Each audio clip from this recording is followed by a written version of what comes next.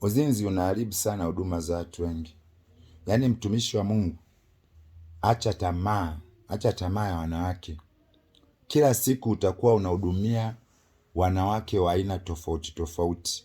Leo watakuja warefu, kesho wafupi, wanene, wembamba, wenye hela, wasiokuwa na hela. Acha tamaa. Muda mwingine amekuja mtu anakuambia kwamba mume wangu amekimbia, hayupo. Wewe unaanza kumtamani kwa sababu unaona kwamba hana mume.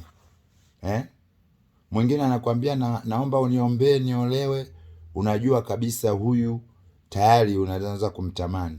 Mwingine atakwambia jini mahaba sijui nini linamfuatilia, tayari unaweka tamaa ya uzinzi. Huduma yako haiwezi kukua hata siku moja. Acha tamaa za uzinzi. Acha kutamani. Mtumishi unatamani hadi wake za watu. Mtumishi unajifanya njoo tuombe, unamuita muumini, kumbe unamtamani. Utaharibu upako. Upako gani unakuashiria wewe mambo ya uzinzi? Upako gani unaokuelekeza wewe ufanye uzinzi? Utamiliki nguvu za aina gani? Utawasiliana vipi na Mungu kama unaendekeza uzinzi? Unaharibu ndoa za watu. Mtumishi unaharibu ndoa za watu. Mtumishi unafuatilia wake za watu. Mtumishi unafuatilia mabinti za watu kanisani. Mtumishi kweli ni mtumishi?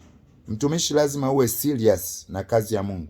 Ndio maana muda mwingine kazi ya Mungu inadharaulika, waliookoka wanaonekana kama sio watu wa maana, kumbe ni kwa sababu ya baadhi ya watumishi kuonyesha tamaa za uzinzi. Tamaa ni mbaya.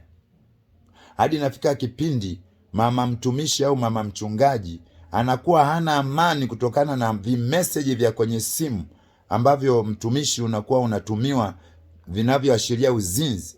Hadi simu yako kumwachia mama mtumishi inakuwa ngumu. Unaogopa kumwachia mama mtumishi simu kwa sababu ya siri za uzinzi zilizopo kwenye simu. Huo sio utumishi hata siku moja. Lazima mtumishi ujiheshimu, uwe na upako, uwe na utukufu mbele za Mungu, umwakilishe Mungu vizuri. Yaani nachukia sana. Yaani nachukia sana kwa mtu ambaye hayupo serious na kazi ya Mungu.